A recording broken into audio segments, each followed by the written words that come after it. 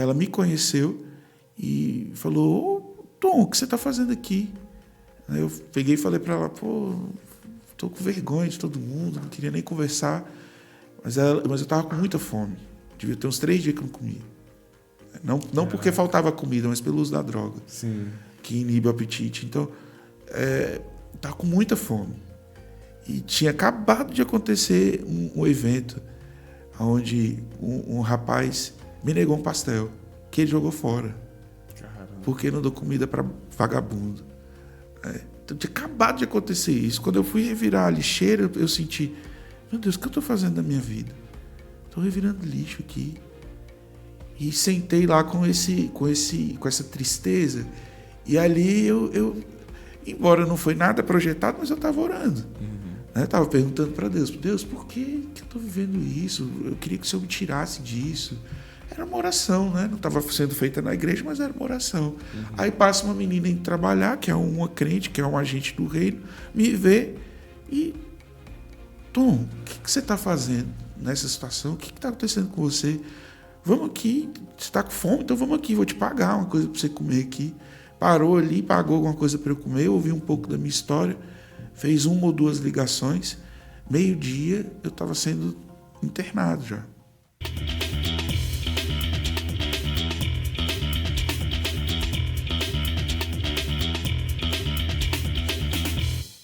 Olá, seja muito bem-vindo ao Debatistas Podcast, um programa de debates e entrevistas da Convenção Batista Nacional. Eu quero te convidar a se inscrever no canal, curtir esse vídeo que você vai gostar, tenho certeza disso, e nos acompanhar nas nossas redes sociais. Você já viu aí o tema que a gente vai trabalhar aqui, o nosso convidado, e daqui a pouco a gente vai começar o bate-papo, mas eu quero fazer um convite para você. Se você está assistindo esse episódio antes de 12 a 15 de agosto de 2025, então corre que ainda dá tempo de se inscrever, acesse o link aqui na descrição e se inscreva para participar conosco do Congresso da Família Batista Nacional. Exatamente, vai acontecer lá em Águas de Lindóia, no Hotel Majestic, e vai ser muito bom. A gente vai estar celebrando 50 anos da CBN de São Paulo, 30 anos da Jami. Vamos estar também, além de assuntos que envolvem a nossa CBN, né, Assembleia Geral Ordinária, nós vamos estar todas as temáticas ali falando sobre família. E a gente vai ter também uma renovação de votos lá no encerramento. Então, tenho certeza que vai ser muito bom. Vá com a sua família, participe e eu tenho certeza que vai ser um marco na sua vida familiar e ministerial. Amém? Dito isso, quero apresentar aqui o nosso convidado, Tom Brasil. Seja bem-vindo, meu querido. Obrigado, Natan. Vamos para cima. Rapaz, eu tenho acompanhado um pouco do teu trabalho, tenho ficado muito feliz assim, em ver o trabalho que você tem desenvolvido.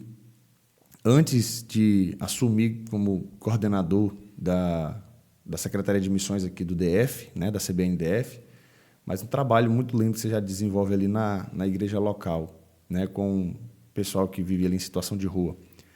A gente vai chegar lá, mas antes de chegar lá, apresentação pessoal, né, família, onde você está servindo hoje. Pode falar aí dessa parte mais técnica e depois a gente vai entrando um pouquinho mais no que envolve o teu trabalho enquanto um missionário urbano, poderíamos dizer assim, né? Pode mesmo. Eu sou o Tom Brasil, eu sou casado com a Nani, sou o pai do Judá, que tem 5 anos, sou casado com a Nani há 8 anos, e hoje nós servimos ali na Igreja Batista Nacional de Planaltina, e a gente coordena uma missão em direção a pessoas em vulnerabilidade social. Então, nós atendemos famílias, atendemos pessoas em situação de rua e atendemos pessoas com uma capelania, pessoas que estão em comunidades terapêuticas. Também pessoas em casa de passagem. Então, as pessoas que estão, de alguma forma, marginalizadas, a gente tem se ocupado de levar o evangelho a essas pessoas. Então, vamos lá. Você fala um pouquinho aqui desse trabalho que você tem desenvolvido. Mas como foi que surgiu no teu coração? Vamos falar um pouquinho do teu testemunho pessoal, antes da gente começar. Eu sei que é um testemunho forte, né? Além de queimar no teu coração essa questão do trabalho missionário na prática, eu sei que você tem muitos referenciais teóricos aí, da área da teologia e tudo. Vamos conversar um pouquinho sobre isso, mas apresenta pra gente o teu testemunho. Pode falar aí de onde você vem até chegar ao tom de hoje. Rapaz, Bem, eu fui criado em Valparaíso, a criação em duas cidades assim que tem contextos bem diferentes. Eu fui criado no Guará e no início da adolescência eu fui morar no Valparaíso, com a minha mãe, com meu padrasto, com meu irmão. E no início da adolescência foi uma adolescência bem conturbada, bem complicada, muita rebeldia. Mas com 18 anos eu tive um primeiro contato com a igreja e me apaixonei por Jesus e passei a viver na igreja. A Igreja Batista Independente de Valparaíso, né? Pastor Nasson na época.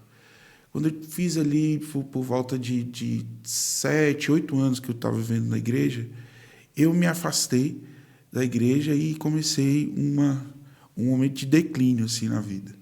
Foi quando eu voltei a sair, toda aquela coisa da rebeldia da adolescência mesmo. Saí, um bocado de curtição, e no meio disso tudo eu encontrei o crack. Então, comecei a usar essa droga e fiquei amarrado nessa droga durante um bom tempo. O crack é totalmente devastador, né? Então, no início você começa usando umas 2, 3 doses, mas com o tempo você passa a viver dias, semanas, meses atrás dessas doses. Ela vai causando uma série de degradações na sua vida. Tanto o cara começa a usar crack, daqui a pouco ele não consegue trabalhar, depois ele não consegue mais conviver perto da família, depois ele não consegue viver perto da sociedade. E aí você vai vendo essas pessoas que você tem visto aqui ao redor aqui da rodoviária do Plano, do próprio CONIC, do setor comercial sul, essas pessoas que estão em situação de rua, e a gente sabe que tem essa dependência química. Eu me tornei um desses. Eu vim viver aqui na rodoviária, fiquei perambulando aqui também, até que fui resgatado, e aí começou esse processo de internações, várias internações. Eu tive 5 recaídas e internações tentando me afastar. Então, durante 7 anos, eu vivi esse vai e vem de comunidades terapêuticas e retorno para as ruas. Acho que a última vez que essa internação aconteceu foi em 2017, quando eu fui lá para o CRDP, junto com a equipe do pastor Ramalho, e ali o Senhor começou uma obra bem profunda na minha vida. Rapaz, é muito forte isso aí. E a partir do momento que você está falando dessas 5 recaídas e tal, quem era que estava... Era a igreja que estava com você em todo esse processo? Como foi que funcionou isso? Eu gostaria de ver, no teu particular, como foi que a igreja atuou dentro da tua situação particular? Como é que foi? No primeiro momento, a igreja é que me resgata, né? Da situação de rua. Então tem muitos testemunhos, tem vários testemunhos desses assim, da igreja fazendo o resgate, da igreja intercedendo para até nesse momento que eu vivi aqui na rodoviária, que me resgatou foram os irmãos da igreja. Mas conforme o tempo vai passando e não existe retorno, né? Você vai para a internação, sai da internação, recai de novo. Então, conforme o tempo vai passando, as pessoas vão se cansando, né? E você vai perdendo esses vínculos. Então, até a pessoa que está em situação de rua, a pessoa que está vivendo esse drama, uma das coisas que mantém ela nesse drama é exatamente a perca de vínculos. Ela não tem... Vai passando tempo, as pessoas vão se cansando, ele vai ficando sozinho. E sem a ajuda, sem apoio, é muito difícil haver reinserção, reintegração social. É por isso que quando a pessoa sai de dentro da comunidade terapêutica e não tem essa rede de apoio aqui fora, ele acaba retornando. Quem que ele vai procurar? Os amigos que não viraram as costas para ele. Entendi. Quem vão ser esses amigos? As pessoas que têm vivido a drogadição também. Entendi. Ali é o ambiente onde ele vai se sentir mais aceito, menos cobranças, menos... Então, muitos desses que hoje estão em situação de rua, eles têm, vamos dizer assim, tem uma família, tem alguém ali naquela mesma localidade. A questão é que já não há mais vínculo, né? Não tem mais como dialogar, não tem mais conversa, porque a situação se tornou insustentável, digamos assim. Exatamente. para o familiar. Que foi o meu caso, né? Então, perdi o contato, a família, eu quebrei os vínculos com a família, deixei gente chateada. A igreja foi perdendo a esperança, né, de ver a mudança. E aí você vai ficando sozinho. Uhum. Mas a parte boa é que o Senhor não deixa a gente viver sozinho. Ele nos inseriu em uma família, que é muito maior do que aquela congregação que você vivia ali, né, no primeiro momento. Aí você percebe que a família de Deus é muito maior, e você vai encontrando outras pessoas que vão tendo um olhar de esperança, que vão investindo de novo. E aí eu percebi que a família era muito maior, e foi muito importante. Até me casei nessa história. Olha aí, vamos lá então. E é interessante que você falando isso, na medida que você falava, eu vinha pensando aqui, comecei a refletir, fica parecendo assim uma maratona de passagem de bastão, digamos assim. Porque como a família é tão grande, pensando na família da fé, teve aqueles que deram os primeiros passos e às vezes as pessoas se cansaram, mas Deus vai levantar outro ali e tal. E às vezes esse que estava aqui com você, que às vezes ele se cansou, não quer dizer que ele se cansou da missão em si, né? De repente aí tem uma outra pessoa que ele vai abençoar ali, que ele vai ajudar ali. Somos falhos, né? A gente tem as nossas limitações, mas é interessante como você falou nesse sentido. E agora eu gostaria de ouvir, então, como foi que você chegou a ser resgatado nesse sentido, né? Na ampliação da família da fé, como foi que chegou o ponto assim de virada, de fato? Não teve mais recaída, e dali foi só para frente. Como foi que isso aconteceu? Quando a última internação, cada internação ela tem a sua peculiaridade, ela tem sua importância, né? Até a pessoa que está lidando com o filho, com o marido, com a esposa, que está vivendo esse processo de recaídas e etc., às vezes parece que a pessoa está bem e chutou tudo para o alto. Mas não funciona assim. Porque cada microexperiência dessa ela é uma construção. Né? Você usou a palavra correta, assim, é uma jornada. Né? Então, você começou e talvez você teve 3, 4, 5 internações, mas cada você é tratado em um ponto. Porque é preciso pensar que a drogadição, esse momento da vida, ele não é isolado. O que eu quero dizer com isso? Não é que a pessoa usa droga porque é bom usar droga, que sensação maravilhosa. Às vezes a mídia passa isso, né? Que a sensação é maravilhosa, que tem uma liberação da dopamina. Tem isso. Mas a verdade é que o que a gente está buscando é o entorpecimento, tem uma dor. Então, toda pessoa que está em situação de rua, toda pessoa que se envolve com drogas, ela tem uma dor. E ela está buscando entorpecer, ela está buscando uma forma de adormecer essa dor, de calar essa dor no coração dela. Entendi. É essa a busca de verdade. E quando cada uma dessas jornadas, cada um desses momentos da jornada de recaída e internação, eu acredito que foi se aprofundando no meu coração, dentro de mim, até que eu entendesse qual era a dor que eu precisava resolver. Aonde que estava o problema. Então, ali em 2017, acho que eu entendi um ponto da minha dor, assim, onde que a coisa era mais forte, né? Que tinha muito a ver com a paternidade, né? Que eu perdi o pai cedo, então tinha muito a ver com a minha paternidade, tinha muito a ver com essa minha construção. As figuras paternas, para mim, sempre desabavam. Sempre quando eu encontrava um pai que eu derramava aquele afeto por ele caía. Ele se afastava, eu me frustrava de alguma forma. Até que eu encontrei em Deus esse pai, que não muda. E aí essa certeza dentro do coração de que eu sirvo a um Deus que é o meu pai, e ele não muda, nele não há sombra de variação, isso se tornou um meu fundamento.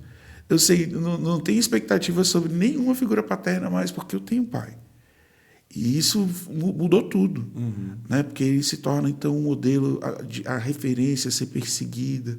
E aí sim, né? Uma relação que não se quebra, uma relação que é sustentada nele, e não, né, nos meus acertos.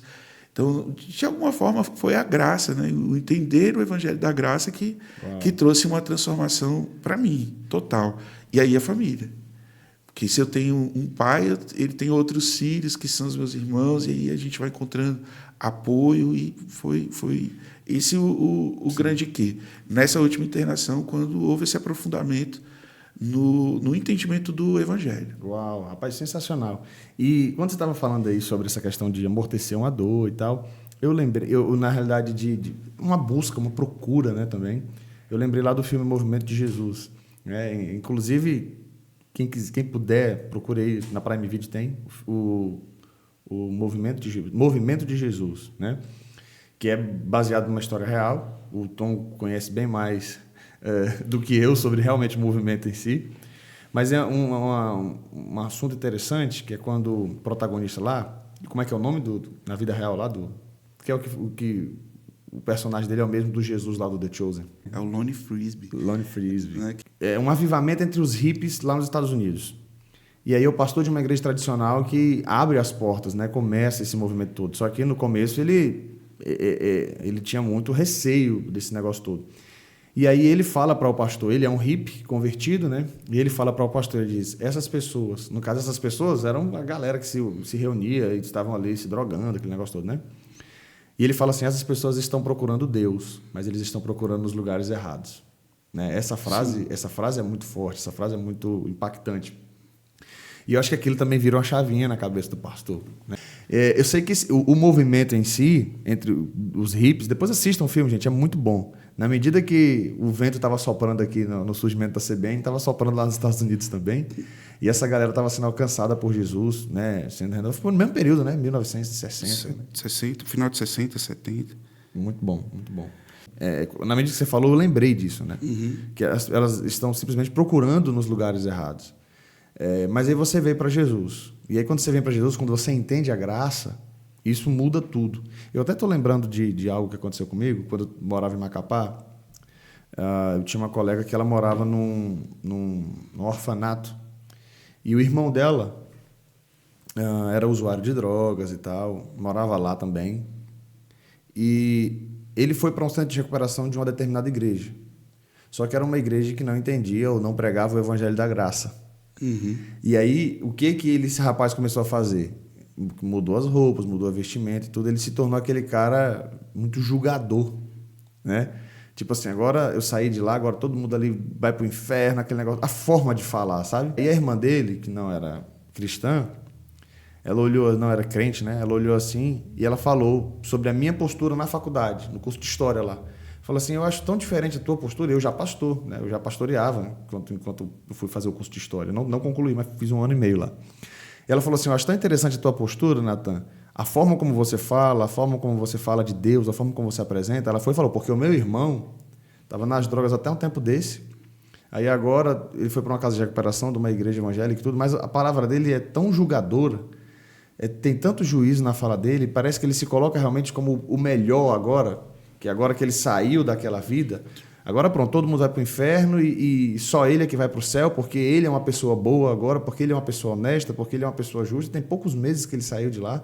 A forma como ele fala me distancia, sabe? Sim. Ela falando sobre isso. Eu achei interessante isso, porque você disse que foi nessa última que você entendeu o evangelho da graça. Então, assim, embora a gente entenda que tem muitas igrejas trabalhando, nem sempre o evangelho de fato é aquele que é pregado ali naquele meio, né? Uhum. Então, às vezes ainda tem aquela ideia do legalismo mesmo, você precisa sair daí para você ser salvo, tipo assim, parece que a salvação está nas tuas mãos, a tua salvação depende de você, né? Então você não consegue entender aquela mão da graça de fato te alcançando. E eu costumo entender isso, que de fato você realmente, a libertação ocorre quando você realmente entende a graça de Deus nesse nível, né? Poxa, cara, é só Ele. Foi isso que aconteceu contigo? O discurso moral, principalmente para quem está vivendo esse momento de drogadição e toda a complexidade que é, o discurso moral é uma coisa muito normal, né? Para quem está lá. Então, a gente ouve assim, precisa tomar vergonha, precisa tomar a posição de homem, precisa ter brilho, né? Os antigos falavam assim, tem que ter brilho na cara para se levantar, e não sei o que, você é um cara tão bonito. Então é um discurso moral, né? Uhum. E parece que alguém pensa que isso vai despertar consciência. Isso, né? É pouco efetivo. Parece que quem está lá não está pensando assim, que vergonha que eu estou vivendo. Parece que quem está lá não está vendo, que realmente está vivendo uma destruição. né, que a gente não tem um espelho para se olhar e ver como é que a gente, né, tá se acabando. Tem, todos os dias de manhã, eu falava várias vezes isso, falava para os meus colegas, ele falava, gente, na hora que o sol começa a nascer, é a pior hora para mim. Porque eu começava a ver as pessoas em trabalhar, né, vivendo a vida comum, em trabalhar, o camarada deixando a esposa dele na parada, né, levando o filho dele na porta do colégio, e todo mundo vivendo a vida normal. Por que eu não estava vivendo aquela vida? Então a gente tem vergonha, sim, do que está vivendo, né, do que tá passando.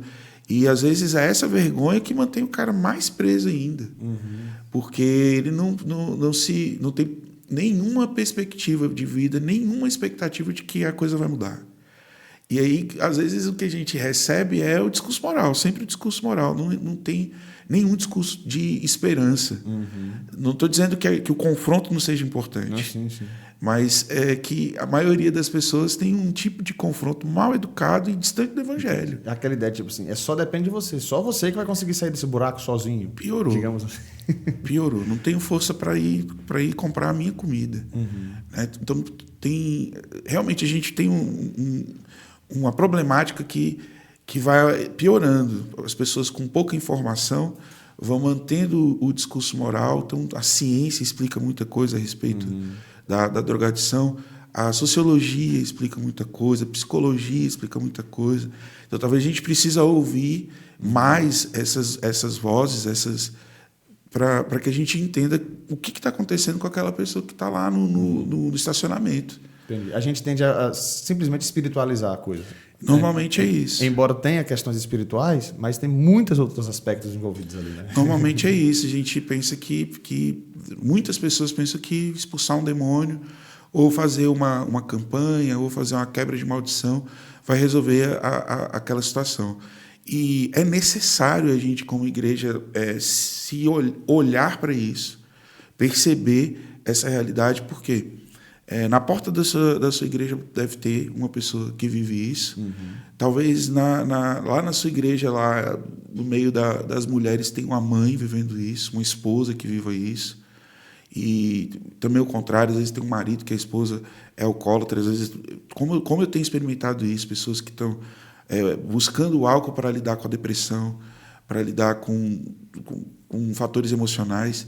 Então, isso está tão pertinho da gente que a gente não devia continuar fazendo de conta que isso é da porta para a rua, né? Porque está muito próximo da gente. Então, é bom que a gente olhe isso com todo o recurso possível, da sociologia, da psicologia e da teologia também. Eu gostaria você falou sobre o casamento, né? Onde foi que o casamento surgiu aí nessa história? Essa pergunta. Tu que falou, deu a deixa. Muito bom. A Nani era uma coordenadora da comunidade terapêutica onde eu estava me tratando. Sim. E pessoa maravilhosa. E ela, muito amiga sempre, né? Muito amiga, muito dinâmica. Então, lá ela montou logo um grupo de teatro. Ela mesmo não atuava em nada, mas ela, né, mobilizava ali um teatro e mexia com a comida, e mexia com o pedreiro. Ela estava em tudo. Muito dinâmica. E eu fiz eu vi lá meio que uma biblioteca lá dentro, que estava meio caidinha. Fiquei com a vontade de mexer nessa biblioteca e ela ela falou, não, eu queria também mexer. E a gente fez um projeto para essa biblioteca e eu comecei a mexer lá dentro. O senhor abriu uma porta e na época o vice-governador foi fazer uma visita na casa, viu a biblioteca simplesinha que a gente tinha. Nossa, deu um trabalho terrível mexer com essa biblioteca. Nós jogamos 4 toneladas de livro que não prestava fora. Rapaz. Mas assim, selecionado um por um. Então deu trabalho para fazer, mas compensou. Na visita do vice-governador, ele ficou encantado com o que ele estava vendo. E ele fez, do coração dele, ele conectou a gente com outros investidores e a gente, então, ganhou um acervo novo, reformou uma biblioteca, fizemos uma inauguração linda, com banda da Polícia Militar. Então, foi assim, um evento, assim, foi bem legal. Nesse momento, a gente começa a se olhar e fala, nossa, essa aproximação da gente parece que tem propósito. Por que a gente não une os propósitos? Começamos com essa conversa. E começamos a se interessar, né, uns pelos outros, sendo ela a missionária e eu sendo aqui o acolhido da comunidade. Mas cresceu, né? Ela solteira, eu solteiro daqui também, e meio que sem querer assumir responsabilidades. E ela muito orientada para a responsabilidade, muito tradicional naquilo que ela propunha. E eu falei, olha, talvez a mudança que eu preciso aceitar é essa. Né? Essa que ela está exigindo. Então, talvez eu tenha que me tornar esse cara mais responsável, eu tenho que engrossar mesmo para mim poder assumir essa mulher, porque ela estava mostrando assim, ó, eu tô até solteira, mas não é qualquer um não, tem que ser macho, né? E eu assumi isso assim, ela fez uma aposta muito séria, né?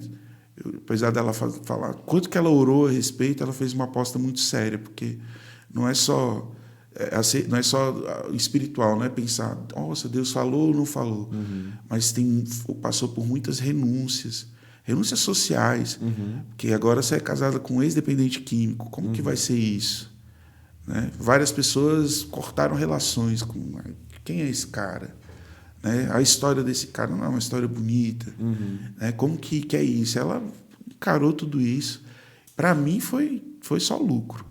Né? E graças a Deus a gente vem trabalhando junto e realmente todos os projetos que a gente encara junto, a gente leva adiante pela mulher de fibra que Deus me deu. Assim. Eu estou muito feliz com isso. Mas foi lá dentro, nesse contexto, né? E o filhinho de vocês tem quantos anos hoje?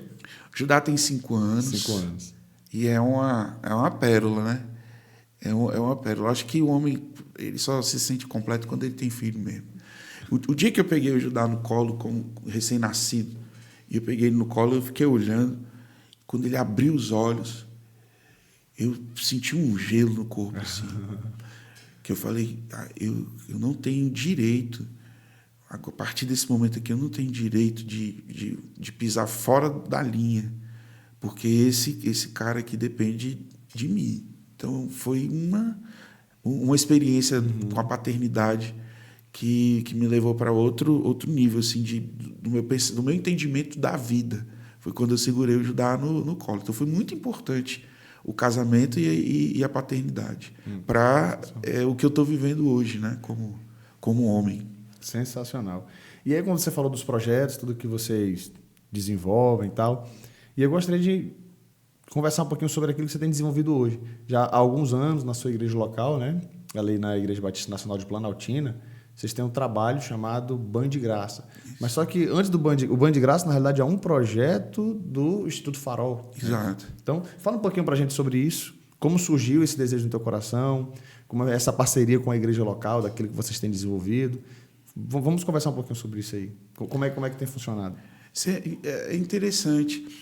Quando a minha última internação, em 2017, foi em Planaltina. E a Nani já morava em Planaltina. Então, eu casei e fiquei morando em Planaltina.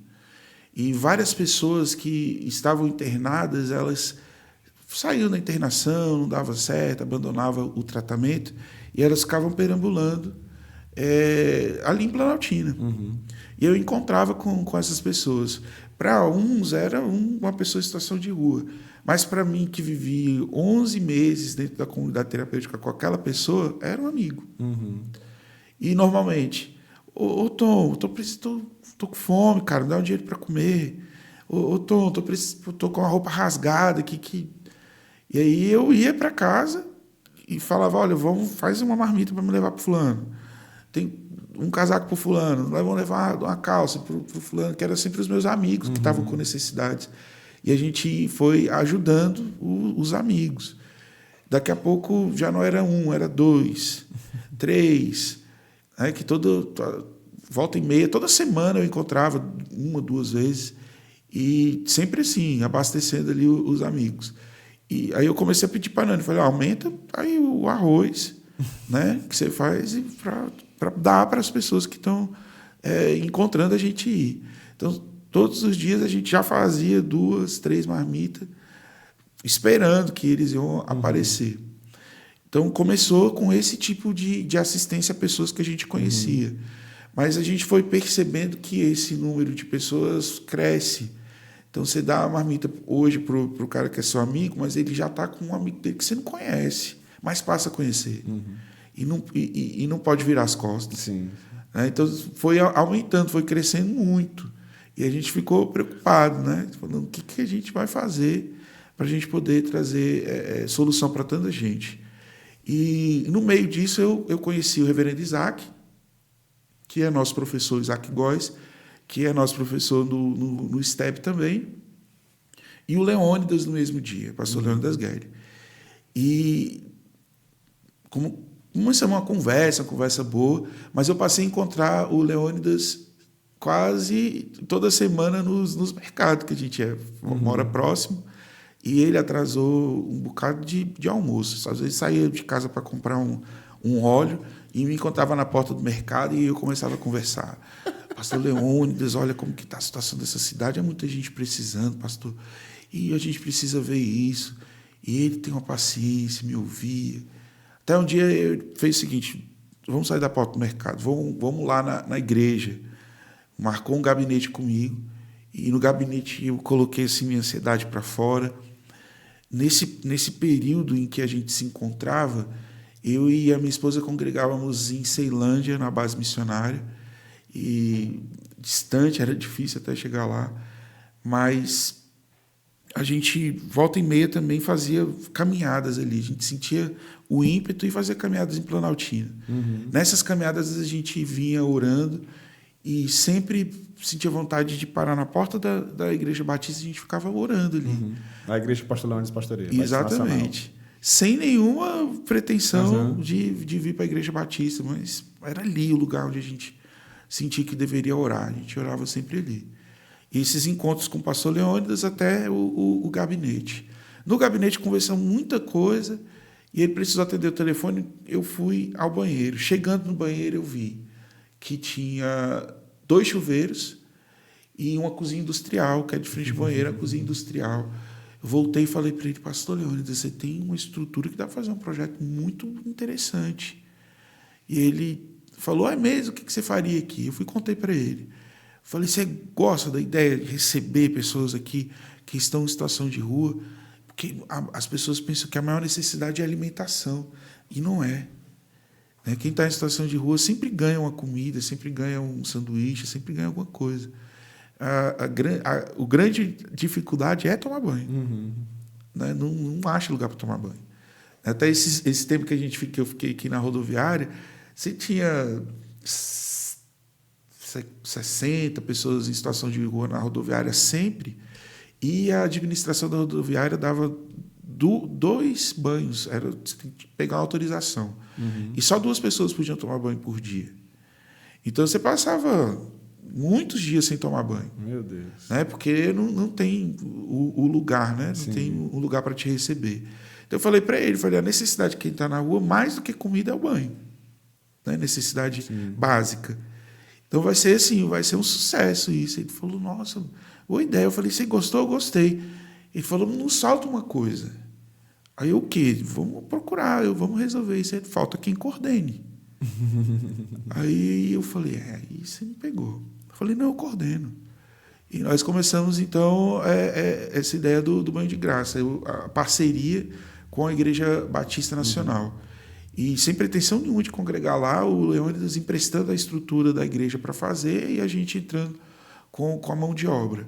Solicitei comida para um bocado de pastores e a gente começou assim. O Leônidas também trouxe a equipe de cozinha da Igreja Batista.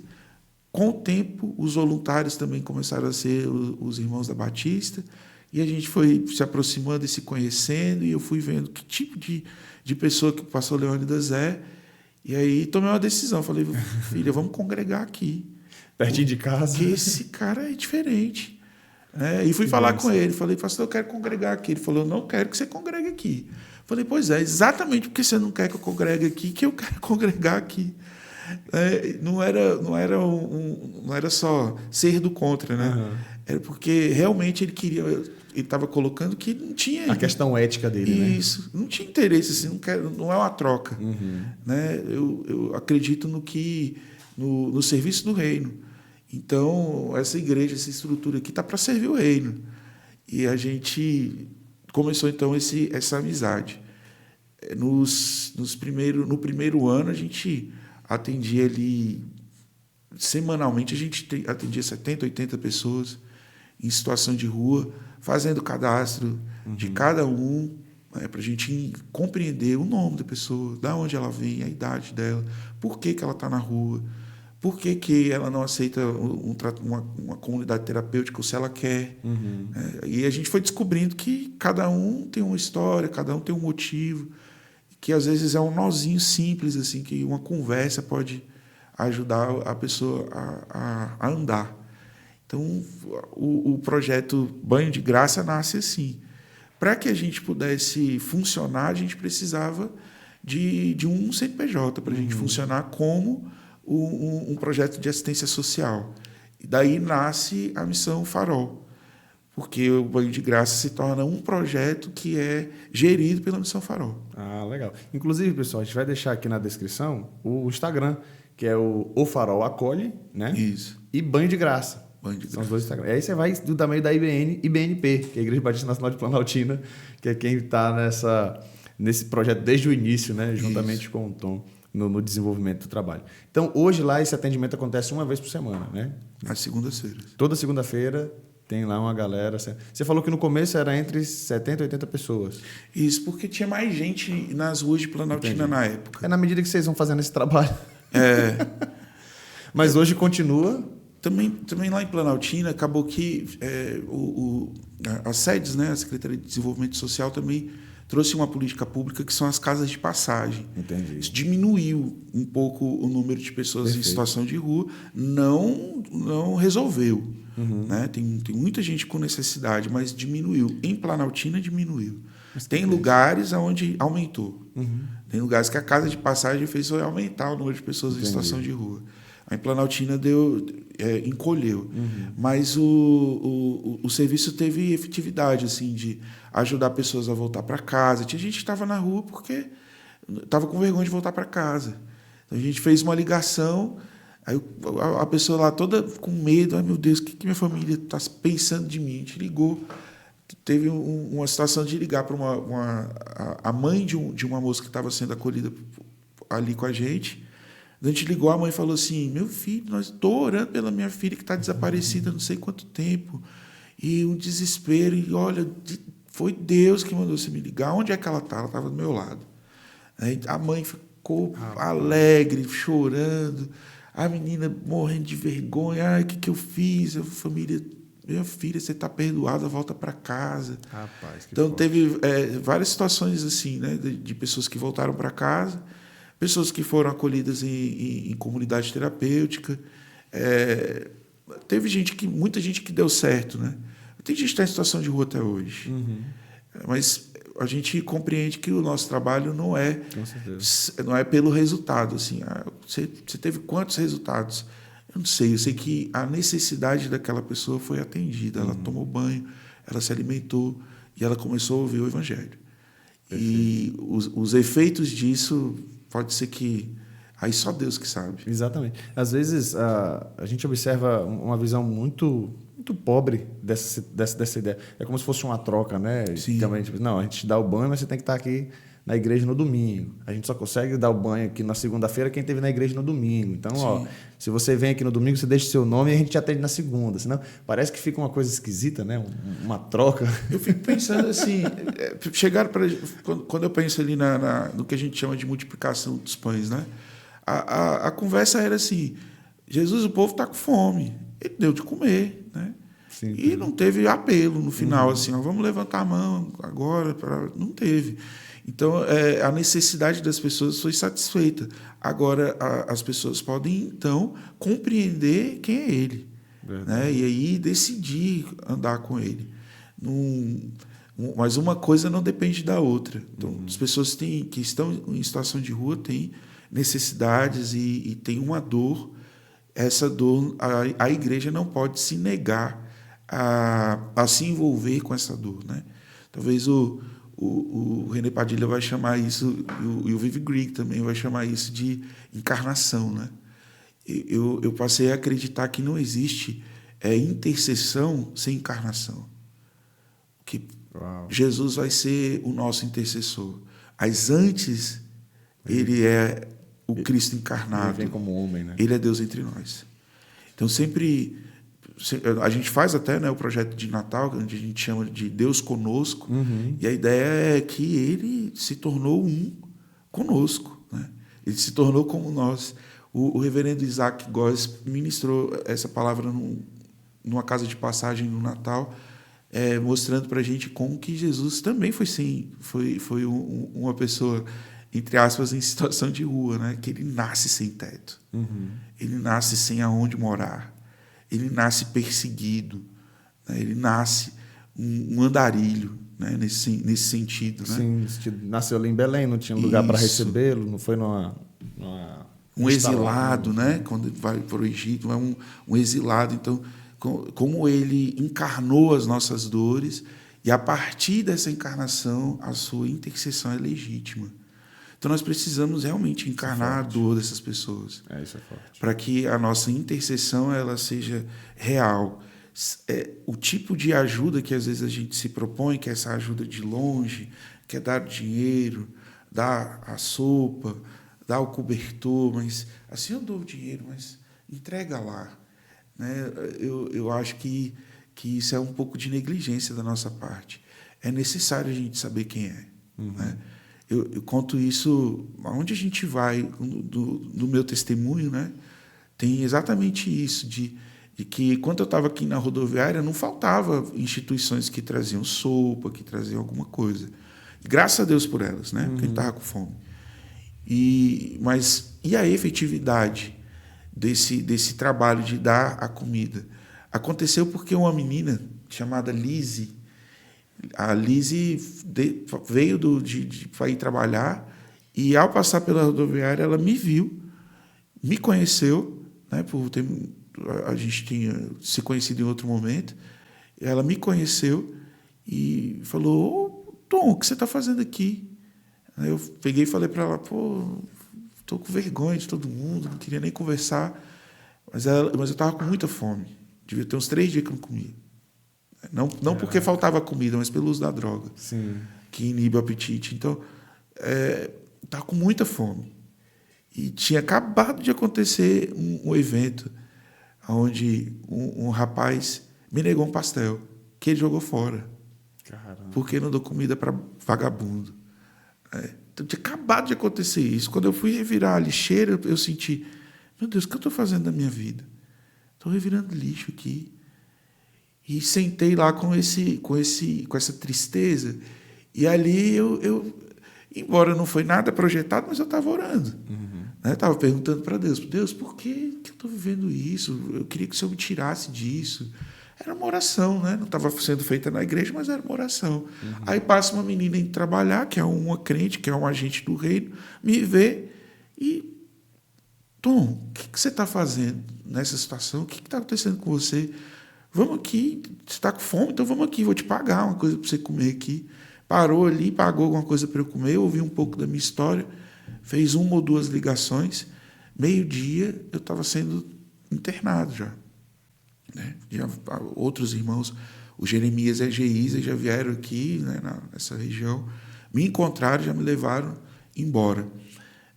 Quando que isso acontece? Alguém me conheceu, me chamou pelo nome, né, pagou a comida ali, mas de alguma forma tem uma conexão, né? A pessoa se permitiu aquela conexão, não teve medo, não terceirizou, se aproximou, entendeu quem eu era, a minha história. E depois que eu vivi isso, eu comecei a ver quantas vezes que isso acontece na Bíblia, né? Que Jesus chama as pessoas pelo nome, que Jesus ouve a história das pessoas, já conhecendo a história das pessoas, mas ouve a história das pessoas. Ele se preocupa com essas coisas. Eu vejo ele lá tão preocupado em proteger aquela mulher lá na beira do poço. Ele deixa os discípulos irem, né? Vai lá comprar, eu vou ficar por aqui. Ele sabia da intimidade da história. Com quem é que vai se expor como aquela mulher se expôs? Com 12 pessoas, sei lá quantas pessoas ao redor, julgando ela. Ele ficou sozinho, conversou com aquela pessoa, ouviu a história daquela pessoa, tocou a história daquela pessoa. E aí muda tudo. É verdade. Então a igreja precisa de entender isso, assim, que cada pessoa que está ali, que a gente está atendendo, a gente não faz só o serviço da assistência, a gente está construindo um vínculo. É verdade. E esse vínculo pode ser o fator que vira a chave. E como isso é forte, né, cara? Porque realmente independe da condição social. É a mulher do fluxo de sangue, é o cego Bartimeu, à beira da rua, é o Zaqueu, Sim, é o Nicodemos, sim, é o jovem rico, ele atende todos, né? sim. É independente. E você falando isso, como a gente é seletivo muitas vezes, e talvez atender só o Nicodemos ou o Zaqueu, que é o publicano, mas é cheiroso, né? Na verdade, a gente faz uma festa, né? Quando converte verdade. uma pessoa dessa assim, a gente. Nossa, A influência agora. a gente faz uma festa. Nossa, olha, a igreja tal batizou o influencer. Agora tem esse negócio dos influencers digitais. Batizou o influencer. Nossa, mas batizamos um deputado, uma atriz, um jogador de futebol. Mas quando a gente vai ver lá no centro da coisa mesmo, assim, a gente está falando que a gente batizou uma pessoa rica, né? E sei lá, qual é a nossa motivação de verdade, né? Entendi. Quando a gente projeta o momento que a gente batiza ou que aquela pessoa rica frequenta a minha igreja, o que eu estou buscando com isso? Aqui, nessa outra ponta, nós estamos trabalhando com gente que não dá retorno. Talvez é um tipo de investimento, como eu disse, a igreja até cansa. Porque no meu caso, quem é que tem disposição de andar com um cara 7 anos? Que não dá resposta de nada, não traz dízimo, não faz trabalho nenhum, que não dá resposta de nada. Quem tem paciência de fazer isso, né? É o crente que tem.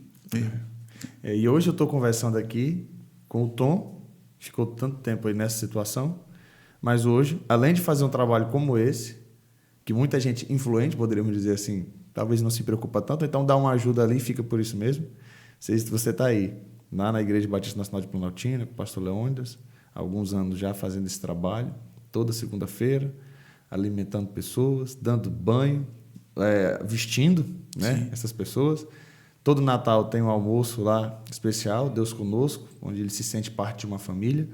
E quem foi isso? Alguém que estava na rodoviária. Quem está fazendo isso, né? Sim. Quem está conversando aqui comigo hoje? Alguém que estava na rodoviária, que foi um momento alguém que negou um pastel porque não dá comida para vagabundo que jogou no lixo. Sim. Mas teve alguém que chegou lá, ouviu a tua história e hoje você está aqui. Muda tudo, né? Contando não só a tua história, mas contando a história de outros, como dessa jovem que você falou que estava com vergonha de voltar para casa e a mãe estava orando esperando o retorno dela. A ideia da gente falar é isso, né? Quando eu penso assim, não, vamos expor o testemunho. Normalmente a gente tinha até várias pessoas falaram para mim, tenho vergonha de falar disso, né? Porque vai afastar as pessoas de você. Mas a provocação, na verdade, é que a gente tenha um outro olhar para as pessoas que estão na rua. Quando eu fui confrontado nisso, assim, você está dando comida, alimentando essas pessoas e acaba fortalecendo a situação que ela está vivendo. Mas tem um amigo meu de São Paulo, Anderson Bonfim, foi um professor também, e ele me indicou um livro do Paulo Anglada que chama-se Imagodei.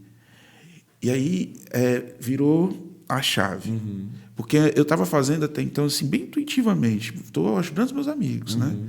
Quando eu li Imagodei, e aí eu compreendi que em cada uma daquelas pessoas, cada um desses seres humanos, cada um deles é portador da imagem de Deus. Então já não é mais, vou colocar nesse nível, já não é mais só a questão de fazer assistência. Eu não estou pensando só na necessidade daquela pessoa. Eu compreendo que naquela pessoa tem a imagem de Deus a ser restaurada. Que não vai ser de outra forma. Que a gente precisa trabalhar e investir para que a imagem de Deus seja restaurada ali. E cada pessoa que trabalha no Farol hoje pode vir e conversar e vai dizer a mesma coisa. Lidar com a pessoa em situação de rua, lidar com o pobre, tem um viés assim, de ida e volta. Não é só servir aquela pessoa, não. A graça me ensinou muito que aquele cara que eu estou atendendo, era eu, né? Aquele cara era eu. Não é porque eu estava só em situação de rua, era eu. Era eu. O pecador sujo, o pecador sem dignidade, a pessoa que não merece estar no meio. Era eu.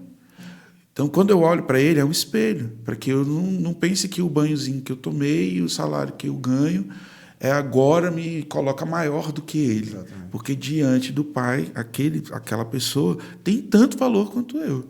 Verdade. E aí, às vezes, eles ficam com vergonha assim da gente, falam, não, porque eu tô meio sujo e tal. Eu falei, rapaz, a diferença entre você e eu é porque eu tomei banho mais cedo. Então, entra, vamos cortar o cabelo, tomar um banho. É isso que te faz diferente? Então, acabar com isso logo. Eu esqueci quem foi que disse, mas disse que a evangelização é um mendigo dizendo ao outro onde encontrar o pão. E o contrário também funciona, né? Então, eu tenho um amigo lá em Planaltina, o Arlon, ele está em situação de rua há muitos anos, e não saiu ainda, mas ele veio para o trabalho de Natal e a gente fez aquele talento, né? A gente chama de talento, que é cortar o cabelo, vestir uma roupa. E ficou bonitão, e a gente tirou uma foto. E ele quis que eu tirasse a foto com ele, do lado dele. O antes e depois, né? Sim. Ele queria que eu estivesse do lado dele. Eu estava do lado dele e mandei para a mãe dele a foto. Para a mãe dele ver ele bonitão. A mãe dele fez um retrato bem grande. Uau. Aí mandou para a casa dele lá, onde ele invadiu lá um espacinho, fez um barraco de lona e mora lá dentro. Quando eu estive na casa dele, eu vi o retrato lá no meio do barraco dele. Falei, Arlon, tem uma foto minha bem aqui. E aí ele me disse, ele falou assim, essa foto fica aí. Aí eu, por quê? Porque todo dia eu olho para você e sei que você era igual a mim e sei que se Deus fez na tua vida, Deus vai fazer na minha também. Uau. Aí eu falei, é mesmo, Arlon? Então você é um espelho para mim, né? E me serve para me manter humilde, me lembrar a minha verdadeira condição, e eu me torno um espelho para ele. Isso é forte. Porque ele começa a pensar que é possível acontecer na vida dele também. Então a gente não pode se afastar dessas pessoas. A gente não pode se afastar da sociedade de forma nenhuma. Quando se chama uma pessoa pelo nome, você está tirando ele. A sociedade faz um recorte, fala assim, você quer o marginal, você quer um morador de rua. Quando você chama aquela pessoa assim pelo nome, né? É o Arlon. Arlon, você tirou ele dessa visibilidade social. Você diz para ele, você é alguém, que você tem uma história que pode ser transformada a qualquer momento. Né? E eu uso o meu nome Tom para que ele se lembre de mim. Na hora que ele pensa assim, eu quero sair daqui, eu quero que ele lembre de um amigo com quem ele vai contar para sair daquela situação. Eu penso que esse é o lugar da igreja na sociedade. Eu penso que esse é o lugar que Jesus conquistou na sociedade e a gente precisa manter. Verdade. E Jesus fala isso, né? Ele está falando sobre todas as vezes que vocês fazem isso, algum desses pequeninos a mim o fizeste. Eu estava preso e me visitaste, eu estava nu e me vestiste, tive fome e me deste de comer. Quantas vezes não é ele, né, que a gente está atendendo? Quantas vezes? Nesse sentido. E aí outro, você estava falando aí, um tempo atrás eu estava refletindo, isso foi até numa das pregações, eu falando, cara, toda a criação de Deus é importante. Mas quando você vê a Imago Dei, imagem de Deus, são só seres humanos. Sim. E aí os nossos pets dormem no ar-condicionado, muitas vezes. A gente cuida muito bem daquela plantinha, bota no sol, tira do sol, bota água. Enquanto tem pessoas, né, seres humanos, a imagem de Deus em condições tão degradantes, e a gente parece que está anestesiado ou inerte a essa realidade. Não estou dizendo que não tem que cuidar da planta, não tem que cuidar do pet, mas a gente deveria pensar muito mais e cuidar muito mais da imagem de Deus, sim, que tem sido ofuscada em tantos lugares, né, nesse sentido.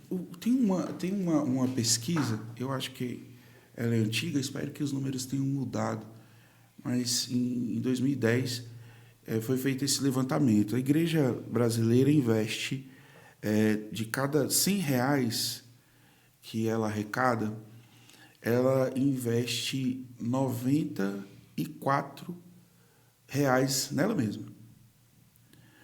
Sobra R$6,50. Meu Deus. É R$94,50, né? Uhum. Então, volta para... Ela manda... No caso, R$93,50 vai dar aí. 93, né? R$93,50. Ela investe nela mesma, em estrutura, em coisas assim. Ela vai fazer um recorte de R$3 para evangelismo, que de alguma forma é nela mesma, mas em evangelismo. e ela vai colocar 50 centavos em missões. Então, esses números, não estou pensando no dinheiro, estou pensando na nossa preocupação em levar o evangelho para além das nossas estruturas. Então, esses problemas sociais todos que a gente critica, a solução desses problemas passa por nós. Porque aonde um trabalho missionário chega, ele transforma essas realidades. Então, a gente deveria olhar onde os trabalhos missionários estão chegando e a gente investir, porque isso tudo vai mudando. Então, a gente tem hoje, lá a Missão Farol, ela faz a gestão do banho de graça e também faz a gestão de um serviço chamado Mesa da Graça. No serviço da Mesa da Graça, nós atendemos as famílias. Qual a ideia de atender famílias? Eles vêm, eles ganham cestas básicas, mas a gente tem... A cesta básica é um bônus, porque o importante é que a gente tem palestras que vão falar do empreendedorismo, que vão falar de saúde, que vão falar de educação. Aí a gente começa a acompanhar as crianças, a gente começa a acompanhar as mãezinhas. Tem umas mãezinhas que aparecem lá com... Mãezinha com 16 anos, 17 anos, né, 18 anos, meninas novas, que são mães já grávidas, às vezes, já com 2 ou 3 meninos. A gente começa a acompanhar essas pessoas ali no início, porque a ideia é que a gente está fazendo um trabalho preventivo para que ele não se torne esse Tom que estava no meio da rua, né, na rodoviária. A ideia é que aqui, no início, a gente alcance também. Mas a gente precisa ter um olhar para isso. Né? Como igreja, a gente precisa ter um olhar para isso. Então, nossas atividades são lindas e tudo, mas que todas as nossas atividades tenham essa ênfase missional. Nós precisamos levar essa verdade, a esperança para além dos nossos muros. Conto isso por causa de experiências assim. Eu vi um casal andando lá por Planaltina que eu nunca tinha visto. Vi ele com a mochila e, pelo jeito, eu falei, parece pessoas em situação de rua, andando. Quando eu cheguei para fazer o banho, eu falei assim, tem um casal que eu acho que eles não sabem que tem um banho, eles estão em tal lugar, tem como ir buscar? Aí alguém foi, pegou o carro e foi lá. Quando eles retornaram, era um casal homoafetivo. E aí o passivo parecia um transexual e ficou na porta, não entro. Eu falei, pode entrar. Ele falou, não, eu estou com vergonha porque... Eu falei, por quê? Não, porque você sabe. Eu falei, não sei. Por quê? Não, porque eu sou transexual, eu estou com vergonha. Eu falei, mas pode entrar. Não, é porque vocês são crente, e aí eu não sei. Eu falei, não, mas eu estou oferecendo banho e alimento. Não estou te convertendo. Aí ficou olhando, eu posso entrar? Eu falei, claro que pode, você é bem-vindo demais. Aí ele entrou, tomou banho, aí ficou por ali, depois ele voltou. Aí na hora da oração, estava do meu lado, eu ouvi a oração. Senhor, nós queremos chegar, eles iam para outro estado, nós queremos chegar nesse estado, para a gente viver melhor e não sei o quê. O trâmite para conseguir uma passagem pelo governo era um trâmite assim, de 15, 20 dias, até mais. Quando foi na outra semana, eles já vieram novamente e veio para agradecer. Qual que é a gratidão? O banho está aberto, né? Falando, primeiro eu quero agradecer porque eu nunca fui tratado assim em lugar nenhum. E eu fiquei olhando. Ele disse, o segundo eu quero agradecer porque vocês oraram. E a passagem saiu. Eu falei, mas eu não orei, quem orou foi você. E ela ficou me olhando, eu falei, tá assustado porque Deus responde a oração de um transexual? Já pensou, cara? Com certeza Deus responde a oração de um transexual. É para que você saiba que existe um Deus.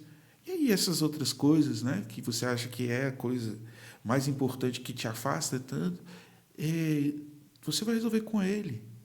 E Ele é quem vai te dar a capacidade de resolver o que precisa ser resolvido. Então, são pessoas que nunca iriam pisar na igreja porque eles têm a ideia de que nós somos moralistas e colocamos isso para fora. Quando, na verdade, nós somos o povo da misericórdia, o povo da esperança, o povo do acolhimento. Né? Então, nós precisamos de levar tudo isso que nós recebemos aqui, nós precisamos levar isso para fora. As pessoas necessidade de ser ouvidas, pagando caro no psicólogo. Para quê? Para ser ouvido. E esse exemplo que você deu dessa questão do transexual, ela recebeu o banho de graça, de fato, como o nome do projeto requer, né? Sim. O banho físico, mas ela realmente foi banhada da graça. Ela sentiu realmente a graça de Deus na sua vida, né? Na vida do pastor Leônidas, ali, desse projeto acontecendo na igreja. Poxa, isso é forte, né? Ela saiu, foi para outra cidade, mas, cara, a semente está ali, imagina, né? O que deve estar gerando, o que deve estar borbulhando naquele coração. A gente não tem Por ter sido simplesmente bem tratada numa igreja. Só sei que quando ela chegou lá, foi para Aracaju, lembrei a cidade. Cidade boa. Aracaju. Chegando em Aracaju, porque ele tinha família lá. Chegando em Aracaju, a primeira coisa que ela fez, né, foi gravar um vídeo na praia e agradecer. Agora, não tinha motivo nenhum para ela agradecer a gente por nada, mas o coração se encheu de gratidão, porque alguém ajudou, né, a fazer essa ponte. Eu acredito que Deus, ele é esse Deus de graça, assim. O Gabriel Soares, pastor Gabriel Soares, pregou essa mensagem no Conjuban, falando que a parábola do filho pródigo, na verdade, é a parábola do Deus pródigo, que é um livro do Tim Keller, né? E foi tremendo para a gente ouvir aquilo. Que Deus é um Deus esbanjador, um Deus cheio de graça. Nós é que somos mesquinhos, que queremos aquele terreno só para a gente, que só entra a gente com o cabelinho cortado. Deus não, Deus está esbanjando graça, está esbanjando amor. E só para quem não está entendendo o termo pródigo, né? É porque ele mostra lá os dois significados, né? Sim. O pródigo significa dissoluto, gastador de maneira irresponsável, mas também significa esse esbanjador no sentido de generosidade, né? Sim. É dar com generosidade de maneira ampla e tal. E é o que o pai da parábola ali, né, que é a representação de Deus, ele faz, né? Isso. Essa graça de maneira abundante. Sempre foi escandaloso para mim pensar assim. O filho pródigo vem de trabalho tão sujo, né, que é cuidar de porcos, e o pai, quando o vê, não tem discurso. Né? É grande ver, assim, pensar assim, o pai corre. Eu fico vendo a cena, assim, né? Eu sou visual, né? Então vejo a cena, o pai vê o filho, está preocupado com a roupa que o filho está vestindo, está preocupado com nada. É o meu filho, corre, abraça e beija. Meu Deus, eu não conseguia, até quando eu comecei a pensar que aquele pai é Deus, né? É a figura de Deus, eu ficava, meu pai, você correu, abraçou e beijou. Que dia que nós vamos colocar a nossa força, a nossa energia, o nosso dinheiro, os nossos projetos, o nosso planejamento ministerial em torno disso, de correr, abraçar e beijar quem é indigno. Então, eu acho que eu vivi essa reorientação. Né? Essa minha experiência, essa minha jornada no crack me levou para essa reorientação. Deixei de ser aquele cara que queria o ministério de tocar violão e gravar músicas, para ser essa pessoa que fica olhando para os lugares assim escuros. Sou apaixonado pela rodoviária, apaixonado aqui pelo setor comercial, porque são lugares escuros, não tem igreja que vai abraçar esse povo. Fico pensando, meu pai, que vontade de abraçar esse povo mais de perto, de estar com eles. Não só de fazer projeto social, mas de conhecer, de bater papo. Que às vezes é tão pequenininho que precisa acontecer para virar a chave. É verdade. Rapaz, você falando aí, eu lembrei de algo que acontece lá no texto, Lucas 15, do filho pródigo, né? Quando ele está lá, que ele cai em si, ele diz assim: levantar-me-ei, irei ter com meu pai e dir-lhe-ei: Pai, pequei contra o céu e perante ti, já não sou digno de ser chamado teu filho, faz-me como um dos teus empregados. Beleza, ele vai. Levantando-se, foi para seu pai. Quando ainda estava longe, viu o seu pai, né? O seu pai o viu, e se moveu de íntima compaixão, e correndo, lançou-se-lhe ao pescoço e o beijou. E o filho disse: Pai, pequei contra o céu, perante ti, já não sou digno de ser chamado teu filho. Ele projetou falar mais uma frase: trata-me como um dos teus empregados. Ele não chega a falar isso, porque na hora, o versículo 22 já diz: mas o pai disse a seus servos: trazei depressa a melhor roupa. Tipo assim, para com essa conversa aí. Começou a gritar. O cara nem conseguiu terminar a frase. Tipo assim, só o fato de ter chegado ali, de ter a humildade, de voltar para casa diante de toda aquela situação, humilhado, porque ele saiu humilhando o pai, digamos assim, né? E agora ele volta naquela situação e o pai, com toda essa generosidade, com essa graça. Cara, tem uma música do Stênio Martins que é linda, Fim de Tarde no Portão.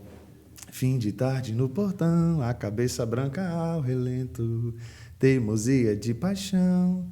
Aí eu sei que aí o seu amor é tão forte, mais que o inferno e a morte. São torrentes que arrebentam o chão, mas foi só secar os mares e apagar estrelantares que arrancaram o amor do seu coração. Fim de tarde, se debruça no portão. A ideia do pai esperando o filho, né? Uhum. Aí o filho volta e tal, não sei o que lá. Aí ele finaliza a música dizendo: fim de tarde, está vazio, alguma coisinha. Mas é tipo assim, não tem mais ninguém no portão. Tá desocupado o portão, porque agora o filho está em casa. Voltou. O filho voltou. Cara, isso é muito forte, Tom, ouvir o teu testemunho, ouvir tudo isso que você trouxe aqui pra gente. Sei que a gente passaria mais horas aqui conversando sobre isso. A ideia era até a gente falar um pouquinho mais sobre missões urbanas, mas vai ter outro tempo para a gente voltar aqui, porque a gente falou, o testemunho do Tom está no podcast anterior, vou poder dizer isso no próximo podcast. Porque tem muita coisa. Hoje você trabalha como coordenador de comunicação da secretaria... Coordenador da... Comunicação, Você é coordenador da Secretaria de Missões aqui do estado do DF. Então, assim, cara, acho que tem muita coisa para a gente falar sobre missões urbanas que vai além do trabalho de morador com rua, né? Isso. Mas, assim, acho que é importante a gente estabelecer esse primeiro podcast aqui com o teu testemunho, né? São duas pessoas com um histórico completamente diferente, você e eu aqui conversando, mas entendendo a graça de maneira... eu fui entender isso no seminário, eu fui com 18 anos para o seminário, eu nasci no lar cristão, filho de pastor, né? Criado ali tudo no... nunca me desviei, nunca me afastei da igreja e tudo, então havia na minha concepção uma ideia de que essa minha condição moral me tornava uma pessoa legal, uma pessoa bacana e aceitável por Deus. Até que quando eu entendi o evangelho de fato. E aí quando você entende o evangelho, aí não tem para onde correr. Aí você realmente consegue se enxergar, olhar uma situação como você viveu, como você falou assim, rapaz, isso aí sou eu melhorado. O melhorado, assim, sou eu arrumado, né? Vestido, sim, com roupas novas, mas... Apesar de você colocar assim Desculpa. Apesar de você colocar assim que talvez sejam assuntos, né? Sim. Diferentes, mas é porque eu acho que é fundamental para a missão compreender a graça. Uau, é isso aí. É fundamental. Se o missionário, o cara que se joga na África, no norte da África, né? Passando todos os riscos que tem para morrer ali, ele só vai porque ele tem uma certeza no coração dele, que ele não pode guardar o que alcançou ele. Uau, é isso aí. Então, se a gente vai fazer missões aqui no DF, nós precisamos perceber que a maioria das nossas igrejas estão nas periferias. Independente do grupo de pessoas que estão frequentando as nossas igrejas, nós estamos nas periferias. E as periferias necessitam desse olhar de misericórdia.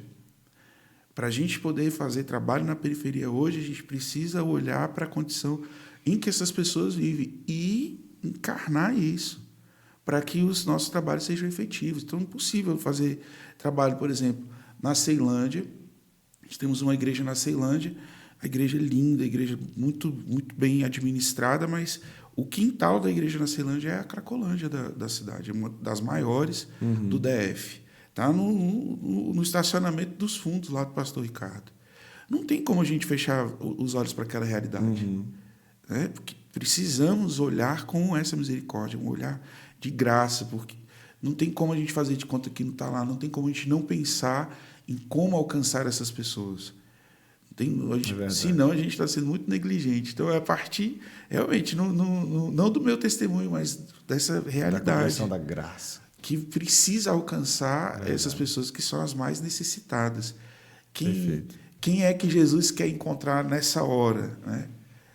Para mim, está lá em Isaías 61, onde que ele foi encontrado, junto com o pobre, com o enfermo, com a viúva, e os outros mais. E é interessante que, se a gente realmente, independente da condição social, para ser alcançado pela graça, a gente precisa se colocar nesse lugar de doente, a gente precisa se colocar nesse lugar de necessitado, né?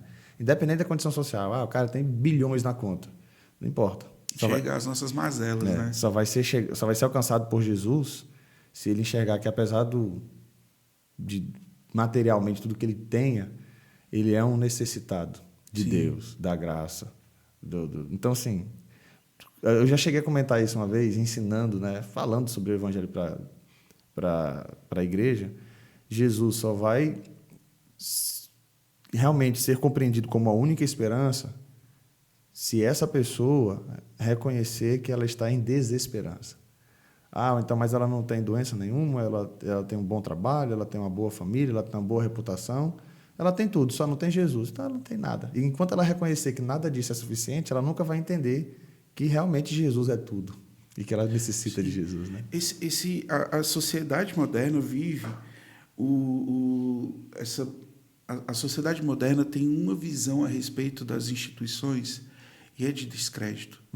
Eles não acreditam em instituições. Essa é a realidade, né?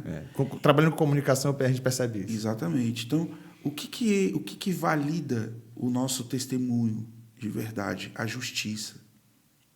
Porque o tipo de justiça que a gente exerce é diferente do tipo de justiça que a sociedade costuma enxergar por aí. Então, lá no Império Romano já tinha essa discussão. O imperador Juliano falou, não tem como a gente pegar esses cristãos e matar eles assim de repente, porque eles cuidam dos nossos doentes. Então, diante da sociedade, nós vamos ter uma crise, porque eles exercem um tipo de justiça que é muito mais elevado do que a nossa. Então, valida o nosso testemunho diante da sociedade quando a gente cuida daquilo que a sociedade não dá conta. Inclusive, hoje a igreja não paga imposto por conta desse trabalho social que o Estado reconhece. Né? Exatamente. Em algum momento, nós somos terceiro setor. Né? O que está faltando, na realidade, talvez, é essa visão mais cristã da coisa, menos moral. Muito do que a gente faz ainda é muito moralista. Isso. Né? Então, a gente precisa trabalhar mais com a ideia do evangelho da graça, de fato. Né? Exatamente. A partir disso. Porque passa a validar o que a gente está ministrando, o que a gente está falando. Estou falando de um tipo de um Deus justo, mas essa justiça dele é a partir da graça. É a partir da graça. Mas em que momento que você vive isso, que você demonstra isso? Isso a questão. Não, é comigo, foi comigo. Então é só com você, bonitão. Claro que não. Exatamente. Isso é para todos, isso é abrangente, ele está pensando no mundo. Ele João 3,16 é verdade, ele amou o mundo, até eu, né, que sou o terrível, o de escanteio, marginalizado por todo mundo, minha família não me quer, ninguém me quer. É sério que Deus me quer nessa história? Quer, filhão, quer tanto que eu estou aqui presente, né? Toda segunda-feira, é assim que a gente se relaciona com as pessoas que a gente atende. Tem pastores que até pensam que o nosso trabalho, quando a gente fala de missões, a gente quer falar só disso. Então, agora, missões é só cuidar de morador de rua, né? Chama assim, né? Só cuidar de gente em situação de rua. Falo, não é só isso, não. Mas se lá na sua cidade... isso é verdade, existe pessoas em situação de rua e a sua igreja ainda não fez nenhum trabalho em direção a essas pessoas, você já sabe por onde começar. É verdade. Não, e eu pensava muito, sabe o quê? A gente já vai caminhar para a finalização aqui, mas eu pensava muito nisso, eu ouvia essas coisas e falava assim, poxa, eu pastoreando a igreja pequena, né? Eu pensando assim, não, poxa, a gente pode colocar aqui, fazer um lugar para acolher pessoas, eu pensando em fazer grandes coisas, eu parei para pensar e falei, cara... A gente tem dificuldade de organizar uma cesta básica para o pessoal. Então, tipo assim, eu pensei assim, deixa eu começar a trabalhar de maneira praticável, digamos assim. Porque às vezes é isso. Muita coisa a gente pensa, não, a gente está ajudando o evangelho lá do outro lado do país e tudo, bênção demais. A gente envia R$500 lá para o outro lado, tá? Maravilha. Maravilha. O que a gente pode fazer aqui? Né? O que a gente pode fazer aqui? Então, eu acho que esse trabalho que vocês têm desenvolvido é algo que está dentro das condições. E aqui que eu fui pensar na igreja local, começar um trabalho. Né? Poxa, acho que a gente pode começar, além de cesta básica, começamos a trabalhar com cesta básica, que era o que a nossa estrutura comportava naquele momento. Depois, antes da pandemia, ainda veio isso, eu estou falando de quando eu estava morando em Macapá. Veio uma outra ideia. Falei, vamos fazer um trabalho de reciclagem. A gente ainda esboçou um projeto de uma mini fábrica de vassoura de garrafa PET, que envolveria a limpeza da rua, envolveria também ali talvez uma questão social para algumas pessoas, uma renda, venda daquelas vassouras e tal. Só que com a pandemia chegando, travou tudo, então, e foi no meio da pandemia que eu vim para Brasília, então o projeto ficou engavetado. Mas, assim, foi muito legal ver o avanço, as reuniões, as ideias, o pessoal animado, gente que não estava envolvida em nada, porque não cantava, não pregava, não fazia parte de nenhum ministério. Quando eu lancei a proposta, poxa, eu quero fazer parte, quero dar ideias. A gente falou de revitalizar um espaço que ficou tipo um lixão, todo mundo jogava lixo, a prefeitura ia, limpava, mas quando pensava que nós já tinha lixo de novo, eu pensei, poxa, vamos tentar revitalizar, pedir permissão, fazer alguma coisa, construir um jardim, fazer alguma coisa ali. Poxa, já dá aquela ideia de que ó, a gente está aqui, a igreja está presente. Uma coisa mínima a gente poderia fazer. Né? Não é a instituição alienante. Nós não estamos aqui para te levar para um mundo melhor que nunca veio. Não é isso. Não estou te convidando para a utopia do reino. Estou te convidando para a realidade do reino. Qual é a realidade do reino? Nós estamos aqui, enxergamos os problemas sociais e trazemos solução para os problemas sociais. Crítica também, mas trazemos soluções para os problemas sociais. Nós não fazemos de conta que não existe, nós não varremos essa sujeira para debaixo dos tapetes políticos, não. Nós somos uma presença transformadora onde nós estamos. Nós abraçamos, né, as nossas comunidades. Então, isso vai fazer toda a diferença para essa juventude que está de fora, que está olhando assim, falando... Religião não serve para nada. Quando eles começarem a ver que a gente resgata os pais deles, né, que a igreja se preocupa em oferecer educação, boa educação, que a igreja se preocupa na questão da alimentação também, mas que a igreja se preocupa principalmente com a educação deles, com a saúde deles, das comunidades onde a gente está inserido. Então, coisas simples assim, olha... tantos psicólogos nas nossas igrejas, tantos pedagogos. Eu nunca vi uma convenção que tem tanto pedagogo. Nós temos pedagogo demais. É verdade. Então, cada um desses lugares aí, igual o pastor Aldifas está lá no Valparaíso, fazendo um trabalho, igreja tão pequena, você vai lá, é uma igreja pequena, igreja com menos de 100 pessoas. E um trabalho lindo, gigante. Eles estão abraçando 70 crianças que não pisariam na igreja de outra forma, a partir do esporte. Olha aí, Projeto Esperança. Projeto Esperança, tem que trazer para falar aí. Vou trazer. Né? Então, fazendo um trabalho lá com esporte, eu conheço de perto o bairro, era um bairro que os traficantes não deixavam você entrar. Agora a igreja está lá funcionando, tem 70 crianças sendo atendidas lá, fazendo reforço escolar e fazendo jiu-jitsu. Que tipo de impacto que isso vai ter no futuro? No mínimo, são 70 pessoas que tiveram uma outra opção. Quem ofereceu essa outra opção? A igreja. Uau. Foi Jesus. Então, eu não consigo pensar diferente disso, né? Que a presença da igreja precisa trazer transformação para as realidades. É verdade. É isso aí. Tom, muito obrigado. Muito obrigado por trazer aqui tanta riqueza do Evangelho para a gente, apresentar o teu testemunho. Que Deus abençoe esse projeto que vocês têm desenvolvido. A gente vai deixar aqui também na descrição, pessoal, as informações como eu falei, já coloquei o Instagram, tá aí, você já viu e tal. Mais informações para você poder apoiar o projeto Banho de Graça, saber tudo que o Tom tem feito. E outra, convide o Tom, vou deixar aqui o telefone dele na descrição, para você convidar o Tom. Pessoal aqui da região do DF, região do Goiás, do Brasil todo, inclusive. Leve ele na sua igreja para contar esse testemunho e falar sobre missões. Então, se você quer um nome para falar de missões urbanas, trabalhar mesmo essa consciência na igreja sobre esse trabalho que missionário, leve o Tom, é um homem de Deus aí. Tenho certeza que vai abençoar a tua vida, vai abençoar a igreja, o ministério. E assim como eu sou edificado, não só nesse podcast, mas em vários papos que a gente tem, tenho certeza que vai edificar e abençoar a sua vida e a sua igreja também. Tom, muito obrigado, viu, meu irmão? Então, nós estamos juntos. Obrigado pela oportunidade de dividir, né, de compartilhar isso aqui e também compartilhar para que outras famílias também tenham esperança. Espero que pessoas que estão vivendo esse drama, famílias que estão vivendo esse drama com a drogadição, que ao ouvir isso, eles renovam a esperança no coração deles, eles não desistam dos seus filhos, dos seus pais, e acreditem principalmente que Jesus vai transformar, e pode e vai transformar a vida dessa pessoa. Passa sempre pelo nosso amor. Ele sempre passa por nós para alcançar a vida dessa pessoa. Então, espero que esse testemunho venha criar esse gerar esse coração, esse sentimento para essas pessoas que estão sofrendo. Amém. Meu irmão, mais uma vez, então, muito obrigado, que Deus te abençoe. E você que nos acompanhou até aqui, que Deus te abençoe. Acompanhe os outros episódios do Debatistas, tem muita coisa. Se esse é o primeiro episódio que você está vendo, assista os outros episódios aí, tem muita coisa boa aqui, muitos conteúdos legais. Inclusive, o pastor Leônidas Guelli, que a gente falou aqui, que é o pastor do Tom, tem episódio com ele aí, procure Debatistas Leônidas Guelli, não falando sobre esse assunto, sobre outros assuntos aí, que falam sobre vocação, tem um dele com a esposa falando sobre Setembro Amarelo, por exemplo, vários assuntos interessantes, entre muitos outros episódios. O Debatista aqui é uma riqueza de conteúdos, se acompanha tanto no YouTube quanto no Spotify, você nos ouve e nos acompanha, tá bom? Que Deus te abençoe, até o próximo Debatistas.